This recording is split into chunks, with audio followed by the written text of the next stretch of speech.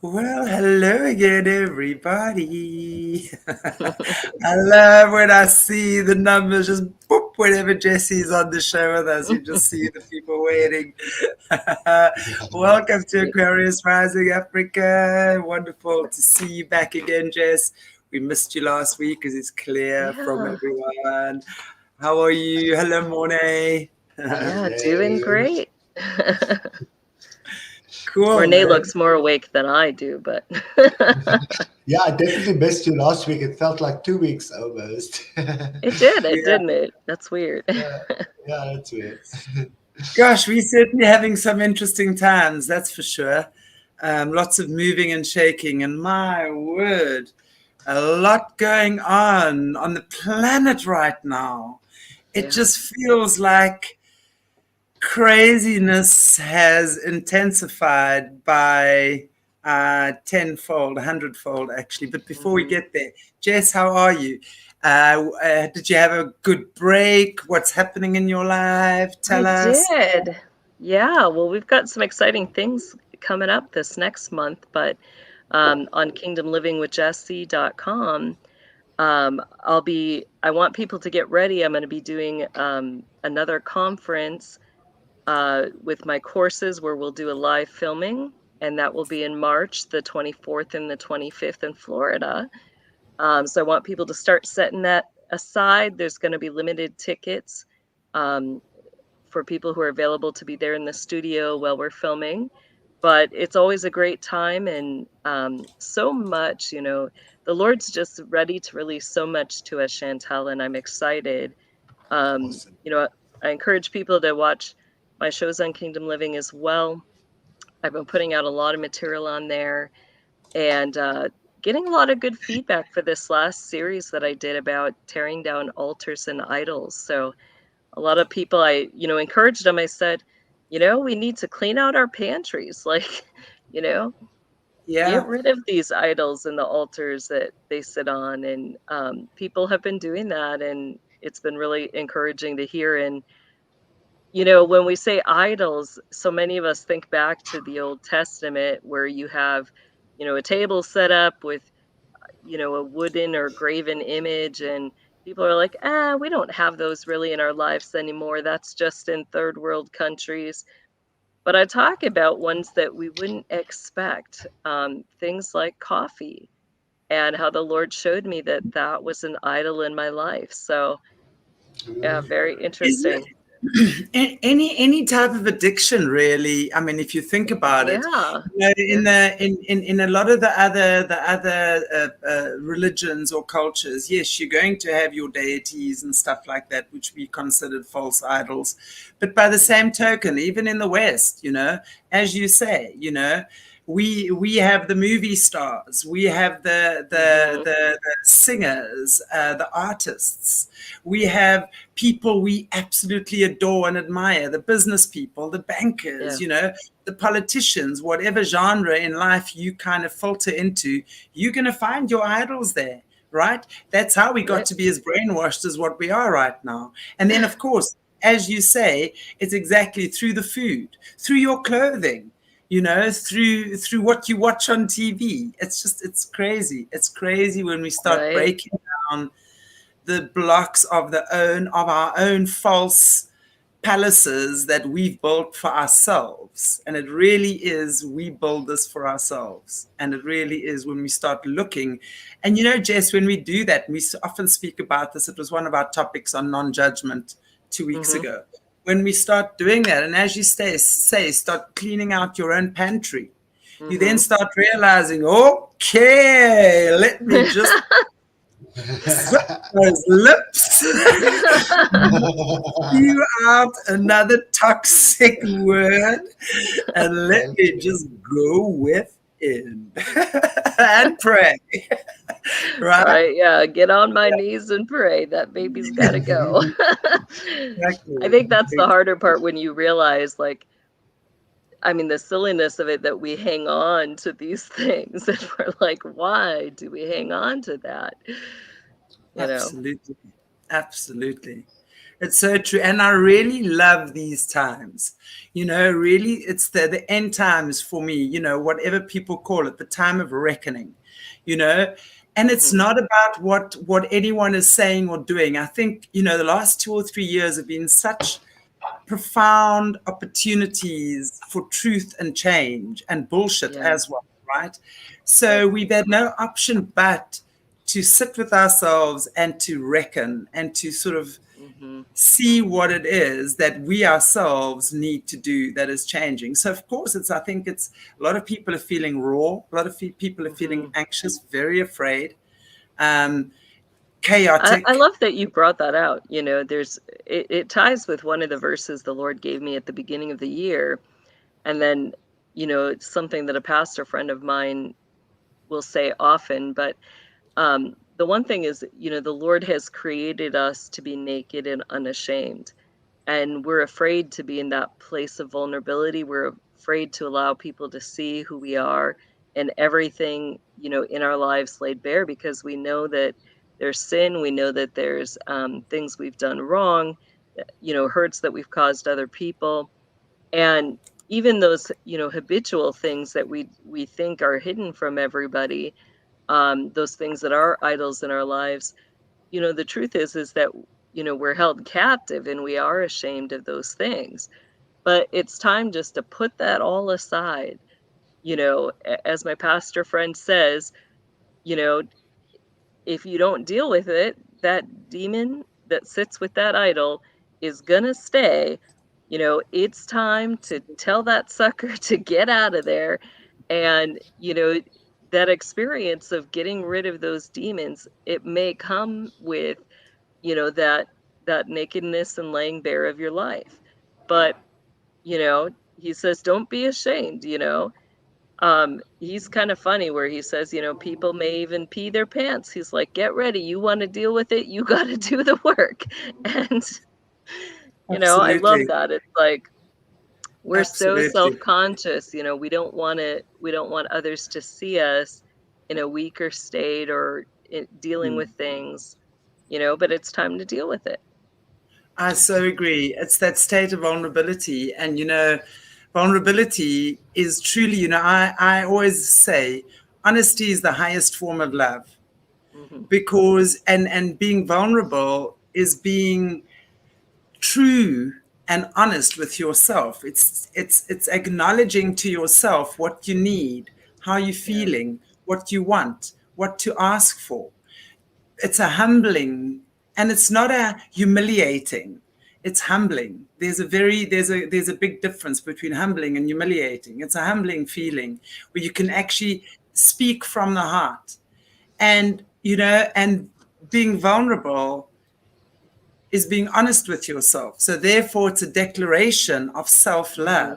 It's saying that you trust yourself, you love yourself, you've been able to apply the teachings that God is trying to get us to integrate within our beings. And that really is what it's about. So that comes from a state of vulnerability, taking down our walls of stubbornness, of being hard ass. Hello. Yeah, those are two important words. You're right. It's the stubborn hard-assness. I want to tell you that has been my greatest challenge. And I do it once. You can see behind me. You see, I've even got a wall. And if you go and look at the meaning of my name, it means place of stone, right? So I really have got every challenge going for me. But it's a wonderful time, and it's wonderful to be able to just sit with ourselves, with each other, and just break down this bullshit, because that at the end of the day is what it is. And when we can see everyone is actually suffering from the same affliction as what we are, we can be gentle with each other. We can be kinder to each other. We don't have to want to go and slay the head off whatever it is we think we need to be slaying the head off, We can actually be nice. Anyway, that conversation took a nice little turn. As it usually does. That was a good conversation to start off with. Yeah, absolutely. But there's a couple of things, you know, that have come up this week for me, because one of the things and where I'd like to start is, I know the ex-Mason Bill Schnoebelen, right? I just saw, he's an ex-Freemason, for those of you who haven't seen. I also posted stuff on my Twitter and on my Facebook about that as well, which I just found, you know, every now and again you listen to something and just a few pennies, just ding, ding, ding, ding, ding, and it kind of fills up a couple of the missing gaps or the links that are missing. And he explains so many things so beautifully and so succinctly. Yeah. But one of the things he said, and of course he's speaking about Aleister Crowley, who's the creator of, I want to just get the word here. The boys, something with the boys. Sorry, I did write it down. Oh, the sodomy? Yes. And he uncovered the secrets of a lot of stuff through his own experiences and experimenting. And then the next thing, he published some works or some poems called something about the child cult. I wrote it down here. I just don't want to get Crowley. The cult of the fascination of the child, or something like that. So then some guy approached him and immediately kind of initiated him into the ninth circle of whatever it was, because he kind of knew what this was. And the secret of the Mason, really, the secret is that that is promised to all the Freemasons, is immortality. So through immortality, so through that, there's a way to become immortal. And then he explains how the eye of Horus, or the all-seeing eye that these guys love to use, is actually the eye of Satan. So that eye of Satan is really the portal at a young child's anus, predominantly boys, obviously girls as well, which is why sodomy is such a common thing. I've never understood why sodomy is such a common thing, and that kind of put the clicks in for me, because they therefore, through sodomizing this young child before 8, which is interesting because that root chakra, when you're looking at the chakras, the formative years are 0 to 8. So they say, what's their thing? Sex before 8, before it's too late. So they need to get to the child before he's 8, because that child's anus is a portal to the other dimensions. And they are therefore promised these planets, and they become gods of their own planets. And when they are gods of their own planets, they then draw this energy from the planets through the child. That, for me, made perfect sense to everything. So when we understand, I mean, it doesn't matter how disgusting and how depraved these people do what they do, but that would be the key element. When you say they become their own gods, I've heard you say that a lot. Yeah. And I understand that. Now I understand how, it's like the pathway as to how they get to become their own gods, which for me is extremely interesting. And if we can understand that, and I think it's important to use like the real words, because we don't really understand the crime behind it. Just say, often, like, as I've been trying to break it down and describe it, some of the other terms we use with that is sex magic. But really, like, when we look at it, what does that entail?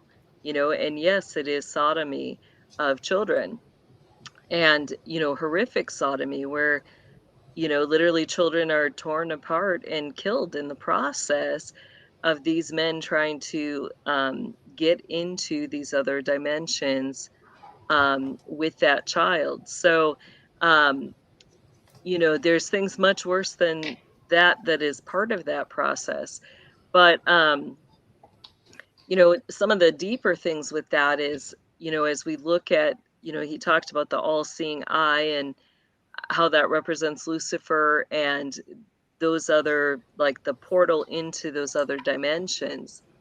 Now, in their magic, some of the similar symbology we'll see for all those who may have seen The Lord of the Rings.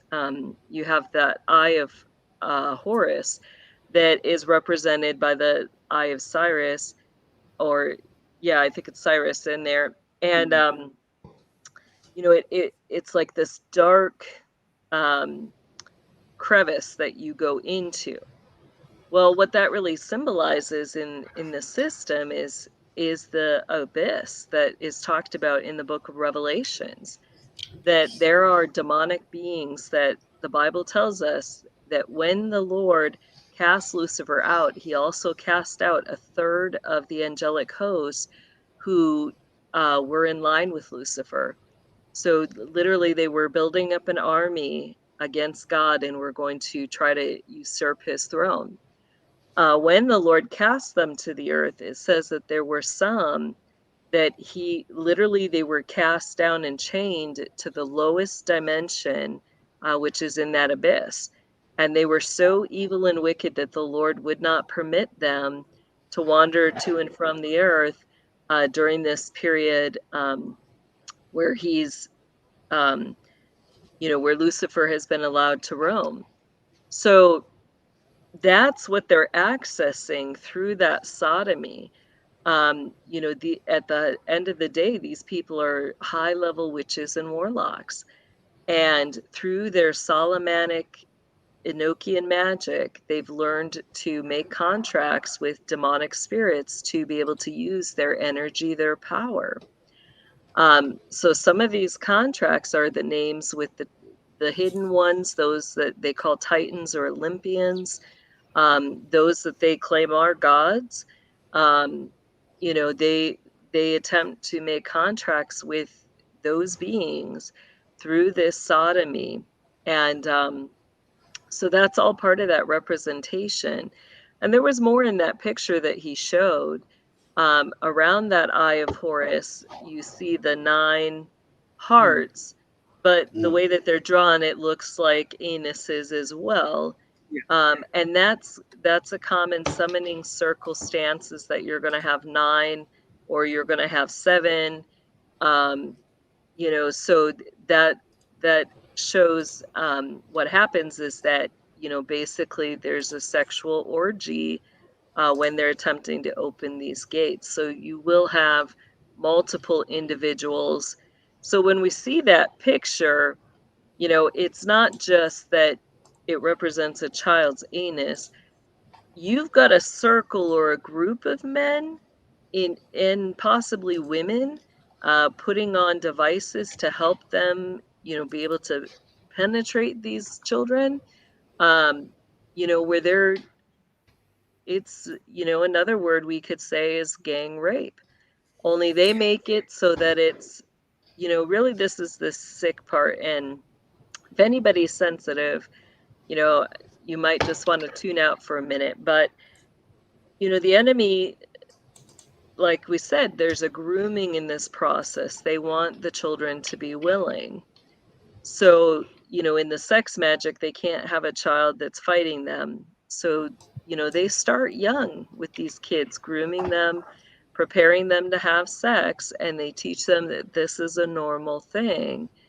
And those children, especially the higher level ones, they think that this is a good thing. They're told that they're chosen, that, they experience access to those dimensional realms too. And they will elevate those children in the system, if they're really good, and depending on the level of the dimensions that child can give access to. And how does the access work?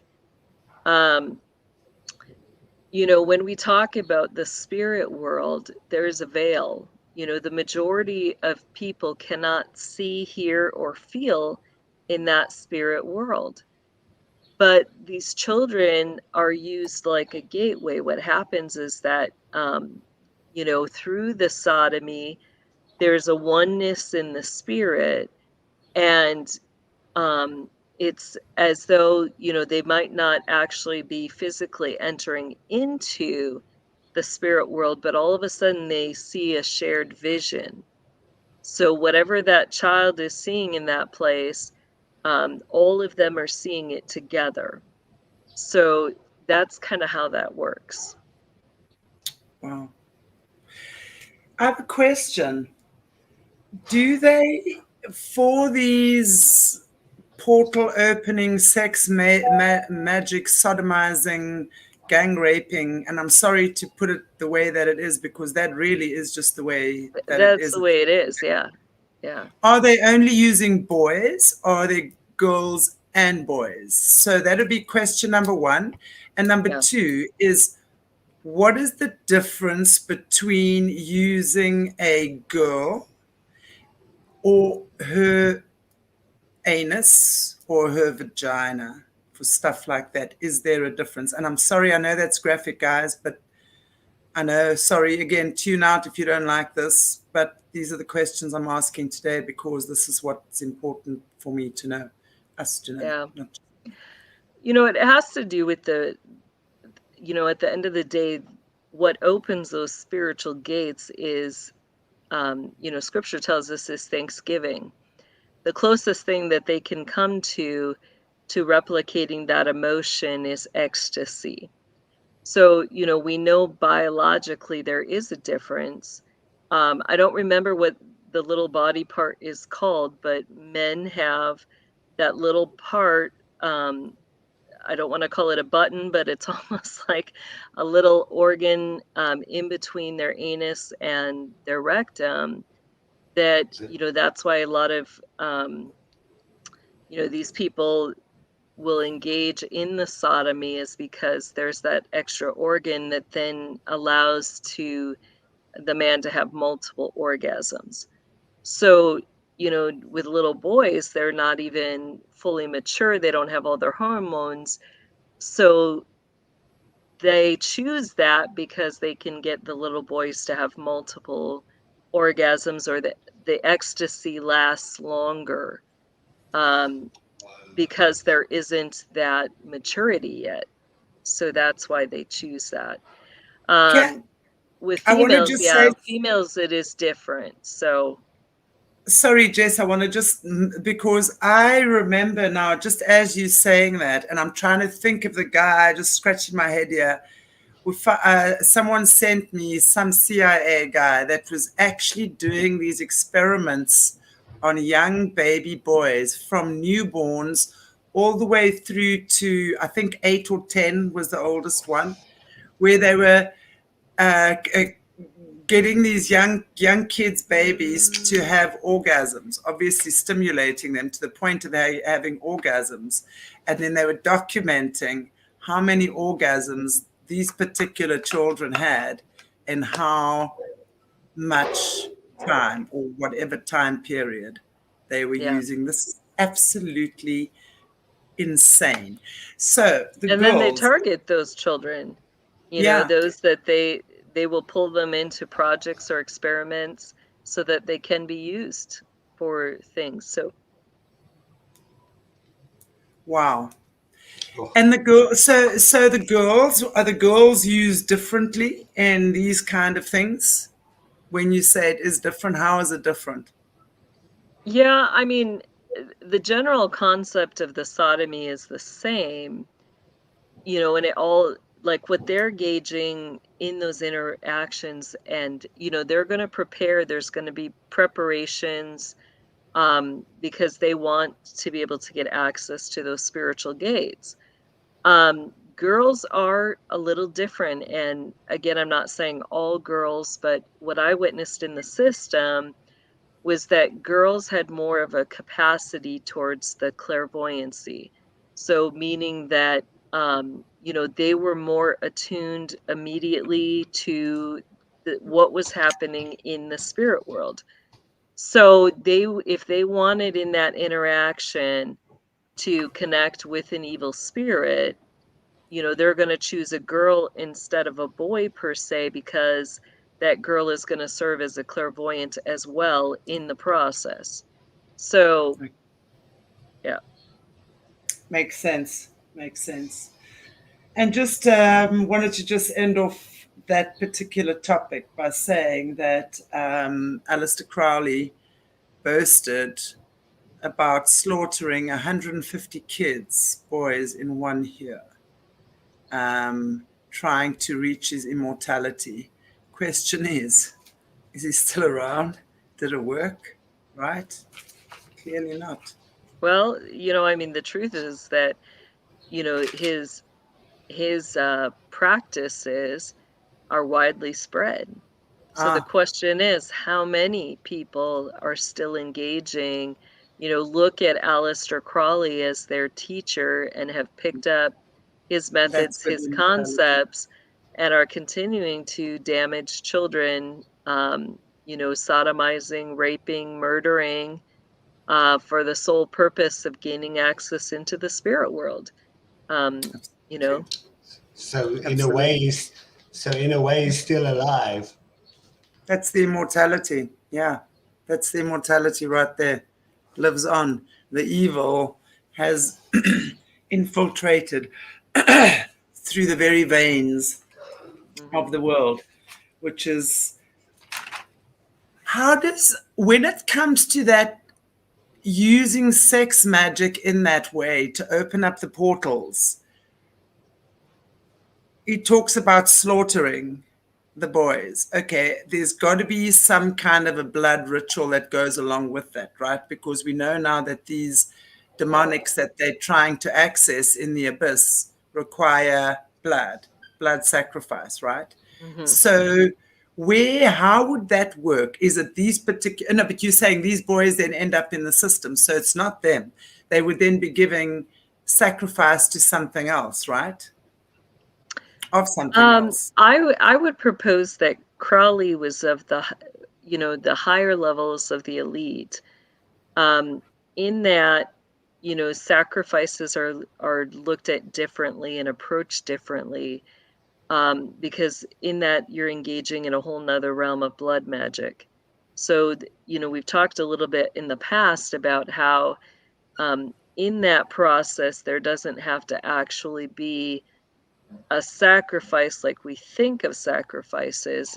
There very well may have been, but usually with that type of magic, the death is going to come as literally blood magic is being done on the living sacrifice. And if the sacrifice dies in the process, they die. So it doesn't necessarily have to be, the type of sacrificing that we typically think of with satanic ritual. Absolutely. Got it. Thank you. And for me now, and one thing he said, which made such perfect sense about because obviously the Freemasons, that's the umbrella that covers the entire Luciferian system.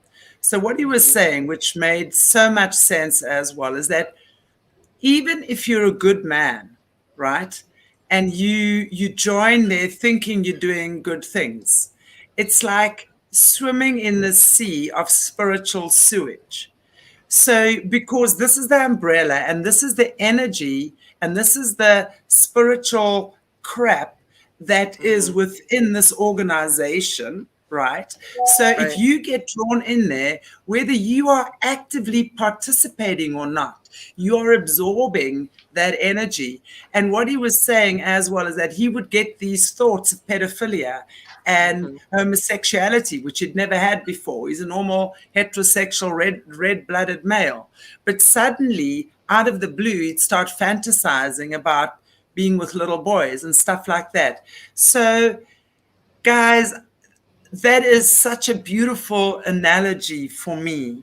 Why, even if, and especially if you don't know your spiritual boundaries, obviously, if you understand your spiritual boundaries, you understand what toxic energy is and what isn't. Okay, you understand how to differentiate. But when you go into these things thinking that this is all like you're cool and you're part of the secret society and what have you, but actually what's happening is you're absorbing that, and suddenly you are getting these feelings, and then they're of course going to give you things with which to lure you. There's going to be the temptation and the lure. And then they're going to see which ones succumb and which ones don't, because there are always going to be those who don't, but there are going to be those who do. And then those are the ones they're going to groom and groom and groom to carry on this disgusting system. So it's literally absorbing spiritual sewage. That's the way he put it. And I couldn't put it better myself, because that's exactly what happens when you swim around in especially those lower levels of, because really there's 5% of them who make it to the top, and they decide, and they just kind of spew out what they don't want and give the rest of us those morsels to eat. Very, very interesting. And that to me was extremely enlightening. It just kind of put a few little more pieces of the puzzle together. Because then it got me also, because also what's come up this week is in Scotland, they're now legalizing minor attracted people, right? So they are now legalizing that, and they're trying to make the age as young as 8 to be a consenting sexual participant. It goes in line with what we were saying. Lines up. Exactly. So now all these men in police forces and hospitals and things who've now been part of this umbrella, gone in as good men, now suddenly get all these pedophilic desires, and they've probably been blackmailed once or twice, and now they're fearing for their lives. So let's just quickly legalize it, right? That's what's happening. And he said it's spreading like a pandemic all over. That's the pandemic, is the pedophilia, and it's the sodomy, and it's the children. That's their big secret, is the children and the sodomy. That's the thing they're trying to hide the most, which is very incredible. So Morné, I don't know, there was some pictures of, and I wanted to just show you what else came up. I was incensed this week, I got to tell you, because I just noticed so much stuff coming up around the kids. And these kids at transvestite parties. Now, guys, please, if you want to be a transvestite, by all means. But seriously, it does not belong with children. I'm sorry, in my opinion. Keep it where it belongs. There are certain things kids should not be exposed to anyway, in my opinion. Here we go. Children belong at drag shows. Children deserve to see fun and express freedom. There we go. That's what's all over TikTok and the internet, one of them. Wow. There we go. Nice one. Ping pong table, kids in the background, family.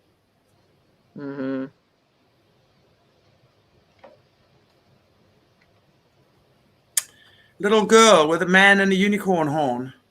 2 of them, 2 unicorn horns. Boy. I like the way you put that. Yeah, this one is the one that, just makes me very mad. If anything makes me want to jump through this computer screen and grab someone around the neck. Drag him off to jail, right? Drag him off to the abyss. It'll be this guy. Because more than anything, it's the look of pleasure he has on his face. It's the I don't know. I can't explain that picture, but that to me really made me mad. So this is the kind of attack our children. This is how they're grooming our kids. Here we go. Next one. There's a gay. Yeah, and before going back to the other one real quick, I mean, you think of the subtlety. You've got, in that situation, this little child that thinks, oh, hey, cool, I get to sing into the microphone, and there's such innocence, and yet behind it, there's so much more that this child is not even aware of, Absolutely. I wonder where that child's parents are. That's the thing that bugs me, is where are these parents? Because if these parents or worse, maybe this person is the parent. That's exactly the point. I was going to say that could well be the daddy-o for all I know. And then I shudder to think what that poor little thing is being subjected to. Yeah, that's rough. Yeah. And even this one standing here next to it with the leg sticking out the slit. I mean, wow, that face. It's like it's got the devil's horns on its head. I don't know what that is on its head, but it just, to me, it's just so not okay. And these are the people that are attacking our kids. Yeah.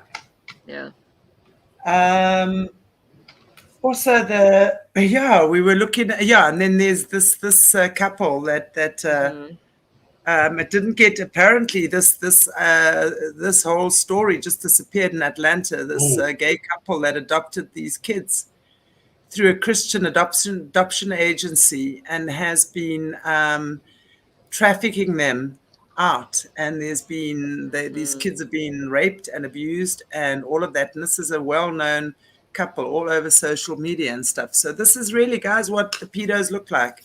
They come in all forms of shapes and sizes. We don't really know what it is. I mean, I didn't even want to put the picture up. Yesterday I see this picture. People have periods, and there's a whole bunch of men standing dressed in white, white underwear with red in appropriate places, which I don't even want to say. I'm just looking at this thinking, what? And we all know, that men do not have periods. Exactly. End of the story, And what is it? What is the bleeding that they have from? If it's natural, there's, I've seen things where men now are even freezing blood or, beet juice or other things to live in this delusion that they are females that have their monthly period. We just pray, and actually what it is, it's a spirit. We need to we need to bind and cast out that spirit of deception and delusion. And, we do that now in Jesus' name. Because the truth is, if there's natural blood for a man, it involves the sodomy. And, and they're teaching little boys that, that's a normal thing of their body. Oh, that's just another connection of the dots, Jessie. So this is what's happening. Okay. Aha moment, guys, for those of you who just got it at the same time of me. What Jessie's saying is that because, of course, now we know their anuses are sacred portals to becoming gods, okay? They are now sodomizing kids, and if there is natural bleeding in a boy, it is coming through sodomy, and they are now teaching these boys that this is period blood. So it's okay to sodomize them because now it's giving boys the illusion that want to be girls that this is their period and blood. It's think about that, because what happens, and they're very specific about using that term menstruation or period, because that's something that happens monthly. That's something that happens on a regular basis for a week. How many children have testified that when they are put through this abuse, that they have schedules, that they have a regular amount of time where things happen to them, so they're normalizing the abuse. Wow. This is how they're doing it, and this is how they're getting these kids to believe, really believe that they're having periods. So it's not even someone who's just gotten a delusion and deciding in the moment, my parents are pissing me off, I want to be a girl, right? This is kids that are being sodomized, and they are doing it on schedule, and then are believing that they are having monthly periods. And they know it's not true. Wow. I just speak to all of those older children that have been abused right now. Step out of the delusion. The truth is that people have hurt you. The truth is that people have, taken advantage of a beautiful thing that God gave you, which is your sexuality. And they have defined the narrative of that sexuality to the point that, people fall into sexual perversions because they can no longer get the satisfaction from the gift that God intended us to take pleasure in. So step out of it, because we deserve, everybody who's been abused, like, this is the worst part of the system, is that they tear down the gifts that God has given us. We deserve to have pleasure in relationships. We deserve to delight in one another, and the enemy steals that from us. So, I encourage people, step out into that truth. And that's when you're going to start finding, when we align things back to the design that God has, that's when we start finding the fulfillment in those things, when we're walking in the truth and no longer in all the deceptions and the lies. So that's the sickest part, is that as they're teaching these little boys that they have periods or men have periods, the enemy is stealing from you your true sexual pleasure that God intended for you to have in a right relationship between a husband and a wife, Life. you Absolutely. know? Which reminds me, it reminds me of, again, something else that popped up on my newsfeed, and it was someone actually telling a story. Her brother, I think it was her brother, was a drummer for a very well-known band who plays for these bands. And he at one did a gig, and he had his band there, and they were playing at a show where Little Nas X was playing. Now we know Little Nas X was the guy that was doing the Nike 666 Blood in the Souls and doing the whole sex with Satan on stage, and that. Engaging in demonic relics. Yeah, Yeah. exactly. And what they were saying, what this person was saying, was that this guy was there. When he was there, he saw Little Nas X like quivering in the corner between sets or whatever. And he asked him, "Hey, what's up?" He says, "I don't want to do this anymore." He says, "I'm not comfortable doing this anymore." And then the next thing, the entire team were there saying, "Hey, you got to amp up that gay shit, man. You got to turn up that gay shit. You got to turn on that gay shit." So it's like he's being groomed for that market. And even though he himself is obviously not gay, but he's fulfilling a role that he has to in order to be the puppet that he is. And I just found that very interesting. We know he's Brotherhood and Mason, and think about what we just talked about, Bill's stuff. So literally he was openly displaying that sodomy is that gateway that opens, in that video they have Lucifer looking out and then have him behind, sodomizing in order to do what? So that he could see what's going on through Lucifer's eyes. So he's even displaying those truths of the Masonic beliefs, the upper level Brotherhood beliefs right there on stage. Wow. Crazy, crazy, crazy. And then, of course, there's two more things I want to just chat to you about. Another, of course, was the picture, Morné. I don't know if you have it there, where lovely little Kylie Jenner, and wearing at the Fashion Week this week, wearing a black outfit with a lion head on her shoulder. And there's Doja Cat. I hope I'm saying it right. In the red, a South African. She's a South African entertainer that has been known to sell her soul. So I just find this picture, Jessie, very, very interesting, particularly pertaining to Africa or South Africa, especially with Doja Cat being in red. Kylie having the lion, which thankfully is apparently a firm lion head, on her shoulder, which of course is the king of the beasts. It's also the main predator on our planet, I do believe, currently, and obviously Africa's animal. So I'd be interested to know, who is this lady in the white in the middle anyway? I don't even know who that is. Yeah, we don't know who that is per se, but if anybody knows, type it in the chat there. Yeah. We do see, there's the necklace that she has on.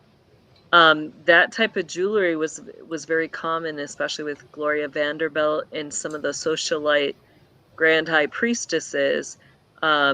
They would wear that jewelry, and it represented certain specific tribes or places that they had traveled in Africa or around the world.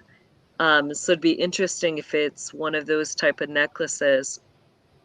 The other thing with the costuming that we see for the main fashion designer there, that's similar to what we witnessed Kim Kardashian wearing, Mm. but she had worn it all in black.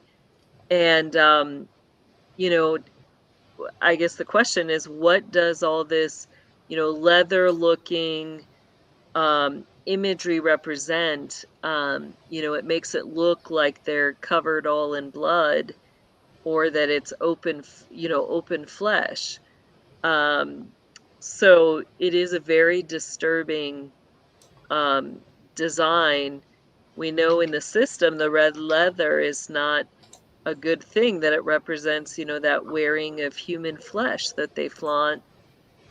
So you have to ask, like, why is she dressing in a way looking like she's all covered in blood, you know?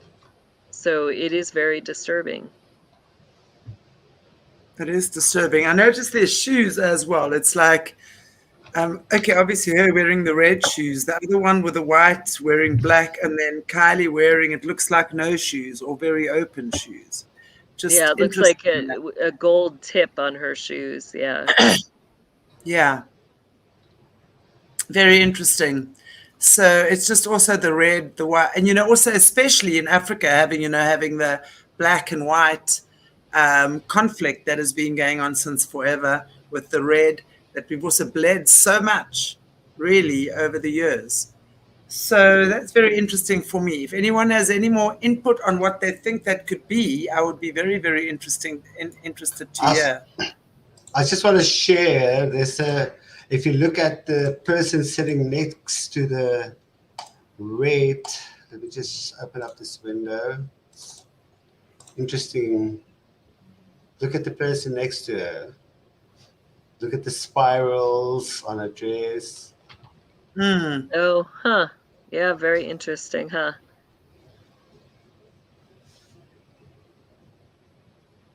Yep.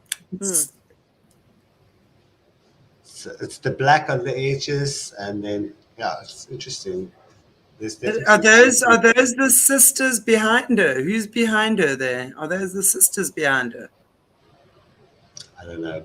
Yeah, I can't quite tell. It doesn't quite look like it, but yeah. Wow. Interesting. Anyway, well, my last point for you is, and I want to just remind our viewers, we've got Solutions with Aquarius Rising. We would say 4 o'clock my time, but we're going to go again 4:15, I think. yep. So 9, I think that's 9 a.m. Eastern. Yeah, 9:15. So we'll do 9:15 on Solutions with Aquarius Rising Africa, talking about comfort and trust. Such a lovely topic. I can't wait after this. Gosh, we need some comfort and trust, that's for sure. Right. But another thing that has really been, again, coming up a lot for me lately is this whole Harry William conflict. We are seeing so much of this in the media at the moment, Yeah, I missed the whole thing this past week. Yeah, you missed it. And I got on, and you like had to fill in the whole story. I'm like, I can't believe I'm seeing Miley Cyrus all over. She's writing beautiful songs about loving herself and having obviously done some rock star work on her body. She's releasing a new single on her ex-husband's birthday. So that's, of course, diverting us from other stuff. I wonder what we're being diverted from there. But, at the end of the day, this is what it is. But Harry obviously wrote the book, and I think it's called Spare, which I've heard there's a lot of, the world is fighting with Harry at the moment and Meghan, And I have to say, out of all the royals, that one gets my heart the most, Harry. I've got to say, I've always liked him. I think I would identify very well with him. I think if I had to have a day with Harry, we could have some fun, talk about we could definitely get up to some nonsense. But I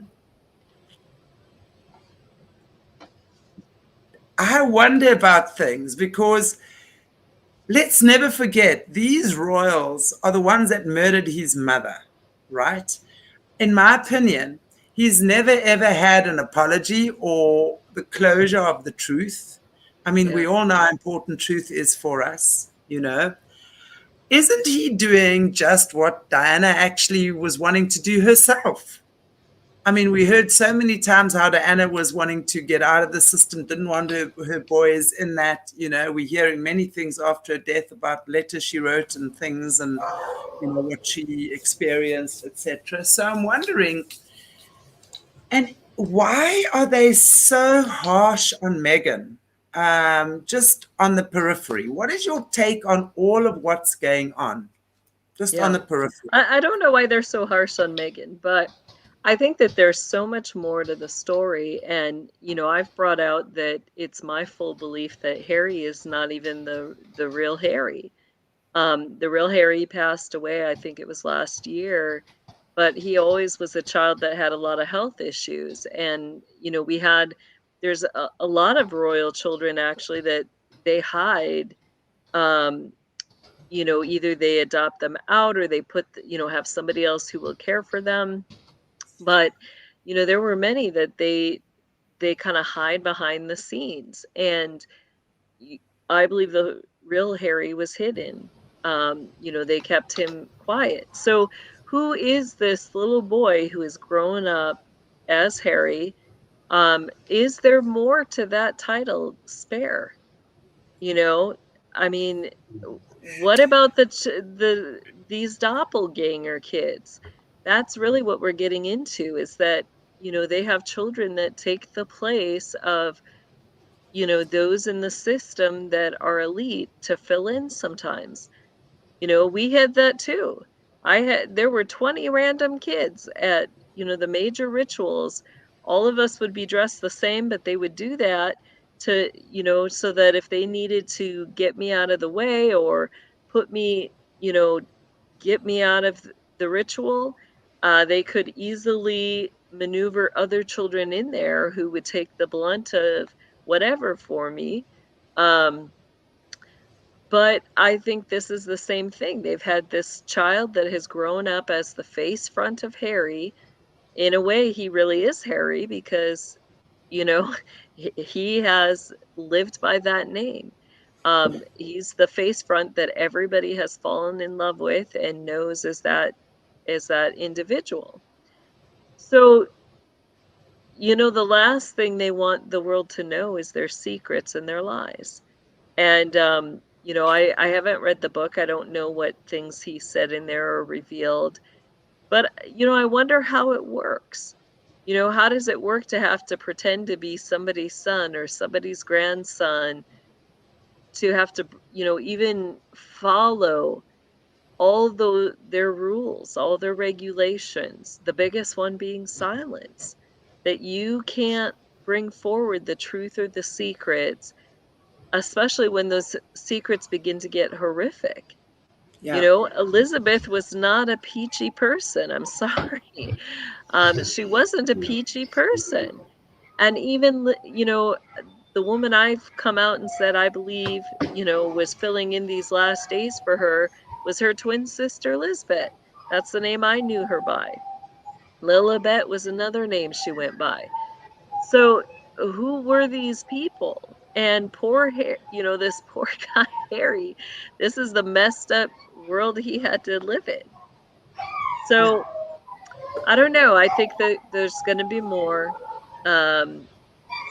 You know, I want to believe that he's getting what, you know, any of us really deserve at the base level. You know, I pray that he's happy in his marriage. I pray that that works out, that, you know, really he will be somebody who's able to embrace his wife, his children. He's able to separate himself out of the drama of growing up in a family, you know, and by a family I mean a brotherhood family. You know, I hope he can separate and find peace. But the truth is, I think there's more. I think, you know, I think there's some running and hiding and trying to avoid prosecution and guilt for things that, you know, we've talked about the hierarchy children. You know, it would make sense then, all the more sense to me, especially if he's not the real deal royal. Okay, so he knows. I mean, even though he's probably being programmed, I would imagine, and conditioned to take on that role, and probably had a lot of grooming. to do that, right? But something in him knows that's not him. So it's not really that difficult to break protocol and move with his wife to America and actually open the lid on what a lot of, I mean, I haven't read the book. I don't think there's any great secrets being revealed, the stuff we're talking about. Right. But it was obviously just stuff that went down that the public doesn't know about, and everyone's up in arms about it. But it's very interesting times, and especially him and William. Is William the real deal, according to your knowledge? Is William the real guy? As far as I know, I believe he is. Okay. All right. I have not heard of any doppelgangers per se for him. I'm sure he probably has some, but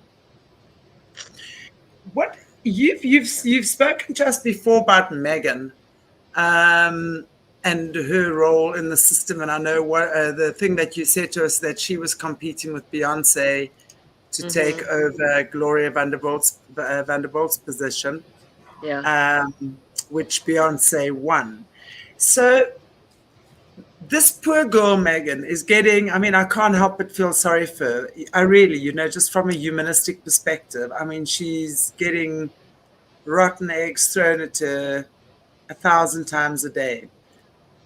What do you know about Megan, if anything at all, other than what you've told us about her in the system? How did she just appear to marry Harry? Marry Harry? Why did she marry Harry? All I know within, I don't know much more, than I've already shared about Megan, but I know within the system that they will procure, people that they want you to connect with. So, I'm assuming that like many other hierarchy children in the system that, this is a similar situation where, Harry probably had a choice between a couple different girls, and this is the one that he chose. It is a very prestigious system where you have to be the best of the best. You have to be perfectionist in your role, both your occultic life as well as your regular cover life. So, we can assume that if they've allowed this marriage to go through, that Megan is both those things, that she's able to carry on that duality that the system requires. Part of that, cover role is that, they have to pretend that everything in their marriage, their life is perfect. She has to be the perfect wife. She has to be the perfect mother. On top of that, she has to handle all of Harry's humanitarian efforts, plus have a few of her own, with grace and great skill. So, we see her stepping up to that brotherhood plate, performing with perfection all of those things. And, we're going to see that she will stand with him in things. Her other option would be to divorce and not stand with him. But, it looks so far like she's sticking in there for the long haul. So, Yeah. there's not many that do. It's interesting as I look back, you have more of that generation before our generation. The brotherhood women really were, had that fortitude to stick in those duality marriages for the long haul. And you would see these, older couples that, were the socialite, the high level couples that, were married, 40, 50 years. But, this generation, we've seen more of the repetitive divorcing, where they're getting into more than one marriage. So it's interesting I often wonder, and want to ask, like, what makes the difference? Because, living with a high level Masonic man who is engaging in things that we know are not good, there's a big price to pay with that, because the women have to be involved in that cover up. They have to be, many of the women in my generation were the ones that, in a way, were grooming some of the children for their husbands. They, if the children tried to, admit to the abuse, those women were the ones that would correct them and, would almost cause that narrative, where, that person has not hurt you. It's all in your head. You're just having nightmares. You're a little liar. You're falsely accusing. Those women would be part of that virtue squad. So that, there's been a lot of loss of that type of thing in our current generation. So it's interesting to see Megan kind of stepping into that role. Wow. Yeah. Well, all I know is that things are very, very interesting right now. I think we can all feel it, right? So, put on your big girl panties, everyone. Buckle up. Well, if you're a guy, don't. Just buckle up and put your seatbelt on, because I think we're in for some interesting rides over the next few months, weeks. But at least we got each other. We're a very cool little community, yeah. So, yeah. I think we shall call it a day for today, everybody. I know. You just hate it when I say those words. I know you do. But we're going to see you in half an hour on Solutions with Aquarius Rising Africa. Morné will put just post the link in the chat for those of you who don't have it. But it is up on our social media platforms. We're going to talk in again with Jessie about, we spoke last time about non-judgment, which I really thought was such a beautiful topic. And the way you explained it made such perfect sense. So I want to encourage those of you who might not have watched the last show with Jess on solutions on non-judgment. Really, really beautiful, and really just breaking those walls down. As we were saying, cleaning the pantry, exposing your nakedness to the world. No, I want to make it clear, we're not encouraging people to literally do that. I am not starting a nude colony or anything like that. We'll put those rumors to rest. But it can feel like it, right? So that's what we say. And then from that place, we're then moving into that place of comfort, trust, peacefulness. And that's what we're going to be talking about today, is just how to move from all this crazy stuff that we're dealing with at the moment and we're seeing, and there's just such an onslaught of it into this whole space of really just aligning with God's divine will for ourselves and therefore each other. And how can we be that for ourselves and each other? Jess, Pauline, would you say a beautiful prayer for us, as you usually do? But if there's anything else you'd like to just say before ending off, that would be wonderful. All right.